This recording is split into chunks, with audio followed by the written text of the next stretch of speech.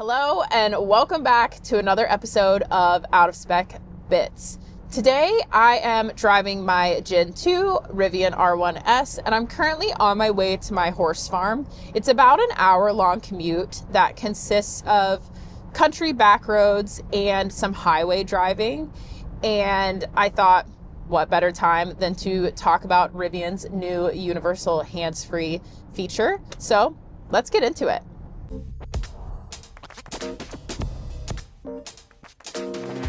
So let's first talk about what this feature is. But prior to that, I want to talk about why I haven't made a video on this, because the update has been out for a couple of weeks. First of all, I'm always trying to keep miles off of my Rivian because it is on a lease. And I already have over 18,000 miles on it, and I haven't even had it for a whole year. So I don't drive this as much as I would like. But also, we've had two hardware 4 Teslas in our office for testing. We had a Model Y standard and a Model 3 standard. And I just want to be honest with you guys, I tend to reach for those vehicles more, not because I like the car itself more, but I really like the hardware 4 FSD feature. It is seamless. I do a lot of these hour-long commutes where I'm going from the track to the barn, or, you know, the barn to where my horse actually lives, and they're all about an hour. And I just don't really want to sit and drive, you know, all the time. I'm not a big person that loves driving. I know a lot of you are, and I love that you're car enthusiasts. I just drive places because I have to. And so that's, you know, why I've been driving those cars more. And before I talk about everything that is universal hands-free and what I think about it, I do want to say it's hard for me to do these comparison videos when FSD exists, because there's just nothing in the US that honestly compares. So I'm going to kind of do something more comparable with like auto steer or Blue Cruise or Super Cruise, because that's honestly what this universal hands-free feature is at this point. So speaking of that, let's talk about what was offered previously. So before, Rivian offered lane centering and hands-free assistance on pre-mapped highways. It's something I've talked a lot about on this channel. And, you know, from the time I got my car in May of 2025 to the time this update came out, which was in December of 2025, that behavior improved drastically. You could use the rightmost scroll wheel and update your following distance, and then you could use the 2 buttons on the side to update your speed. Over the course of several updates, I noticed changes in the following distance, which was greatly improved. It did not slam on the brakes nearly as much. And then the lane change behavior got what I would consider a lot more polished. So that was really good. And I always complained because why couldn't it do it on not pre-mapped roads when other companies were doing it? And I get it, Rivian's vertically integrated.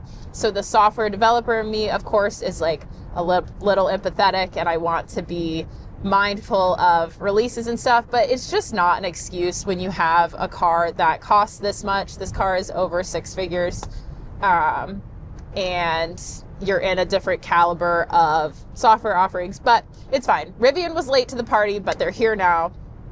Let's talk about it. So with the universal hands-free feature, they introduced 3 new drive modes, and you use the rightmost buttons this time. Good job, Rivian. And you get mild, medium, or spicy. So they've eliminated the following distance per se, but with the mild, medium, and spicy driving styles, that does dictate your following distance and how aggressive your lane change maneuvers are. And then you can use the scroll wheel to change your speed. So if you do a quick scroll, it'll go up for 5 miles. And then if you do it slowly, it'll go up 1 by 1. So, you know, good job on changing that logic, because that drove me nuts. I'm glad that Rivian listens to their customers. And so far, like right now I'm on the highway, it's excellent. I would say it is exactly in line with what I had previously. I wouldn't say it's any more sophisticated than that. But a couple of things that I noticed with this update. So when I used to make this drive, I have to go on a toll road. And previously, there was like a newer, it's 540 in the Raleigh area, if you're familiar with it. It's the Triangle Expressway. And because it wasn't pre-mapped, the car would just, I'd be like using the hands-free driving and then it would just completely shut off all at once. And that was really annoying. And now when I go on that stretch, and I'll put a video of that right here, I go under these toll booth camera things and the car doesn't stop, like the lane assist doesn't stop, but it does go toll booth ahead, take control, toll booth ahead, take control. And the first couple of times I was using this, I thought, okay, let me take control. But now if I just ignore it, it doesn't do anything. So little like tweaks like that already I think need to happen. But I do want to talk about what I like before I get into what I don't like. It obviously uses some eye tracking to make sure that you're paying attention, and you do have to be, supervising. But for the most part, if you look away for long enough, it'll just tell you to keep your eyes on the road. And I haven't been put in jail yet. So like there, it told me to, keep my eyes on the road. So that's nice. I like that over the Tesla auto steer, which can sometimes get a little bit mad at me. But let's talk about the behavior on more of the like not pre-mapped highways, which is what I'm sure most of you want to know about anyways. So it's not universal. Let's just start by saying that. If you call something universal hands-free driving, then I would expect it to work everywhere universally. That just isn't the case. I've noticed it's okay with different colors of pavement, but there are some very clearly marked lanes on a road that's right by my house that it just does not want to work on, and I'll insert some clips of that here.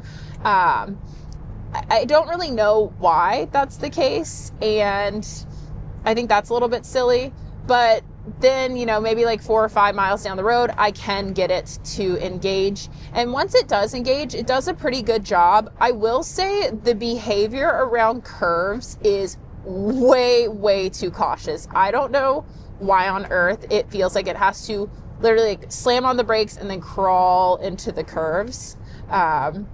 That just seems like a little bit of overkill. When we're talking about the lane change behavior in mild, medium, and spicy, spicy is very aggressive and mild is just not that aggressive. Overall, this just feels like a cautious auto steer competitor, essentially. I'll be curious to see how it continues to improve, but overall, it's got a lot of that like early Tesla FSD silliness feel to it. There's a lot of phantom braking and over caution around curves and stuff. And then like, obviously it doesn't recognize anything like stop signs or stoplights or emergency lights. That happened to me the other night. I was driving late at night on I-85 back home, and I was paying attention, but I was really tired. And I look up and all of a sudden they had moved all of the lanes over to the farmost right lane, and they had actually closed the highway. There were a bunch of emergency vehicles and lights, and the car doesn't know to recognize it at all. And I think that's an improvement I would like to see sooner rather than later, at least for like emergency vehicles. Now, I do like that you can take over at any point and kind of nudge it out of the way. It's that collaborative steering. And then once you recenter it back in the lane, it will go ahead and go back to hands-free if it's available. So I do like that feature, but all in all, this just seems like a very elementary level system, and I'll be curious how quickly it improves.